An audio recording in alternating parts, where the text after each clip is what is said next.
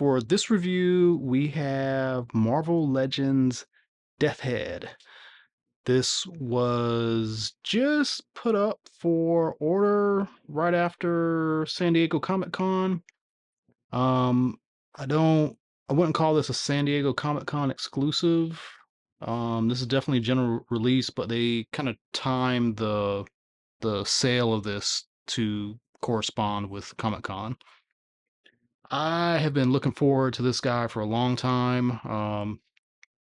Definitely looking forward to ROM coming up.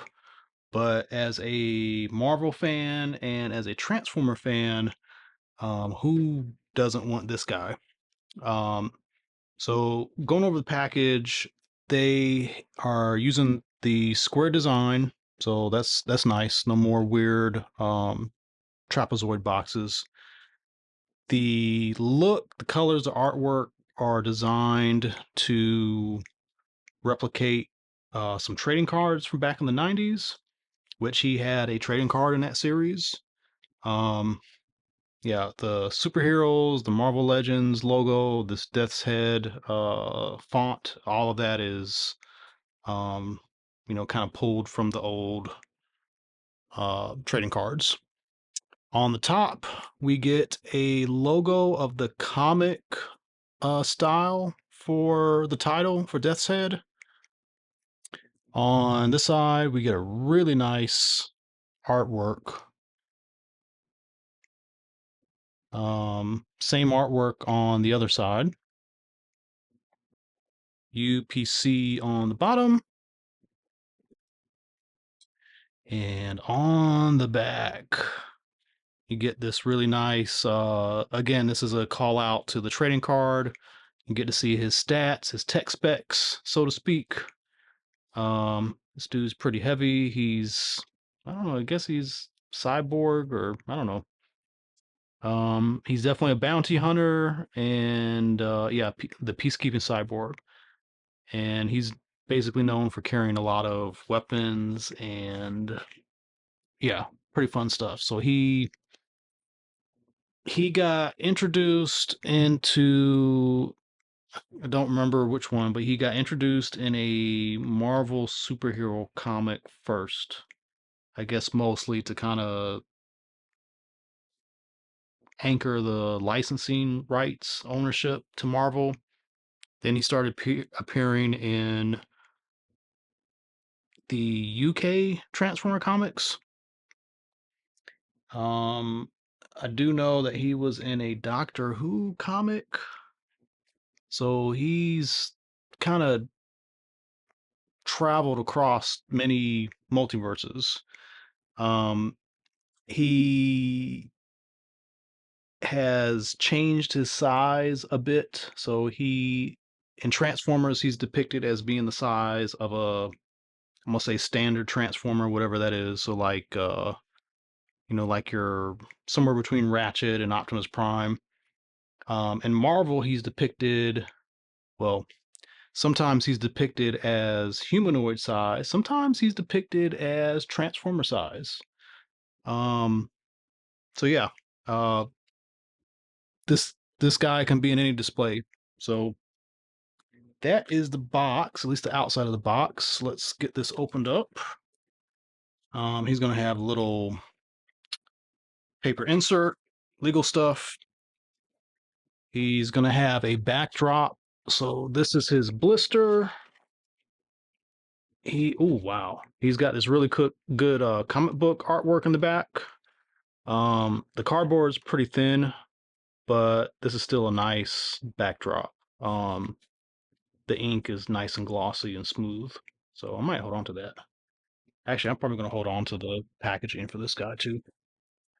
His back tray has all of his accessories, and the front tray just has a figure with closed, well no, holding hand and a splayed hand. All right, so let's get him all the way out the package and take a look at the figure. Okay, so here he is out of the package.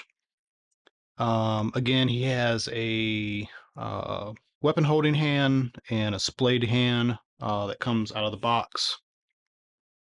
Then he has two fists that are available. He also has three separate weapons, and I do think it's a little unfortunate that he can't hold all three at the same time. He also doesn't really have much in the way of weapon storage at all, and I don't believe he's ever depicted like holding a lot of these at once. I know in the Transformer comics he was displayed. He was shown with the mace a lot. Um, and these kind of look like they could possibly be put together. I just don't know why there are these nubs. Oh, you know what? Because of this. So this fell off to the side and I didn't realize it. So they on the shield. So he's got we should talk about this. The back of the shield has a peg going outward and down. So the peg going down will fit into his hand so he can hold the shield. Peg going backwards allows you to be able to store the shield on the back. And then you have these little pegs here, and you can stick the weapons on there and put them on his back if you want, and store everything all together. And technically, it'll take a little bit of work, but you should be able to get him to hold it like this. These are going to try to fall off, but let's give it a try here. If you got some patience, you can get him to hold the shield like this.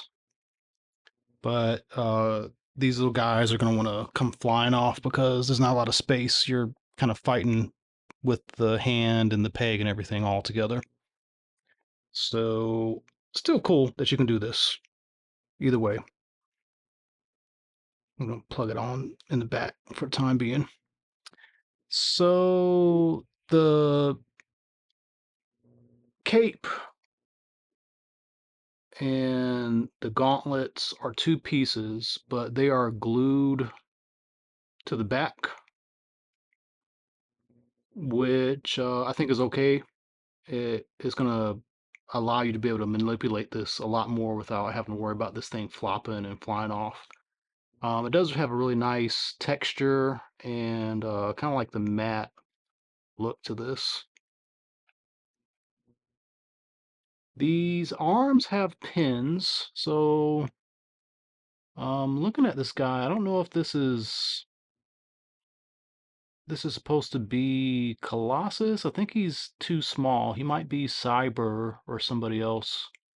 The arms are definitely reuse in some form.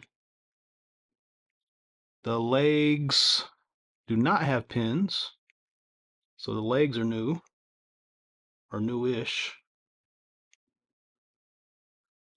The head has some really good articulation. It's on a ball peg, and also the ball peg is on a hinge. So really good up and really good down on this guy. No butterfly joints, but he's got single elbows, bicep swivel, yeah. Hinge in the hand, of course. He's got hinge style ab crunch, and he does have waist swivel, and he's got standard ball joint, upper swivel, double knee, lower swivel, rocker, back and forth. Forward isn't very great, but back is pretty good. So you'll be able to get some really nice poses out of him. So that's the figure overall.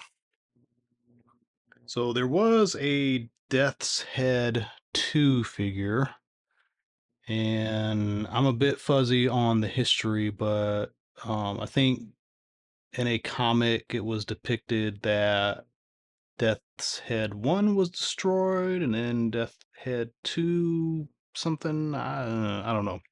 But there is a Death's Head 2. And this is kind of Marvel and a particular writer trying to get away from. I guess it felt like Death Head had been used too much and maybe been associated too much with Transformers, so they try to give him an overhaul, and this didn't become very popular. And when you look at him, this guy's got kind of this '80s look to him. This guy's definitely got a '90s look. Think of Jim Lee and Wildcats and all that. Um, '90s X-Men stuff. He definitely has that kind of look to him. Yeah. So there is Death's Head 2. Um, Here he is with a not skinny but slightly beefy recent Marvel Legends. And maybe he does have Colossus body. I don't have a Colossus to show off with him right now, but yeah, this is a pretty beefy body for Marvel Legends. So there's that. Um, so Transformers. If you've got some legacy stuff, he's a bit too big to really properly scale with them. I mean, you could, but he was never a towering figure with the Transformers. He was like on the scale of the rest of them. And a weird thing, UK and US, uh, they got to a point where they kind of showed like all the Transformers kind of the same height. Like you didn't really see like big differences. Not like Metroplex would be the same size as Optimus, but you know, Optimus, Grimlock, Prowl were all, though they were all kind of depicted as the same size, and very, human-like proportions. So that was a thing. Um, Here he is with a 3-0. I'm sorry, not 3-0. Yellow Park, and this actually does scale pretty well. So, Yellow Park, Super 7 Ultimates are about the scale too. He could look pretty good with those if you wanted to um pose him with them.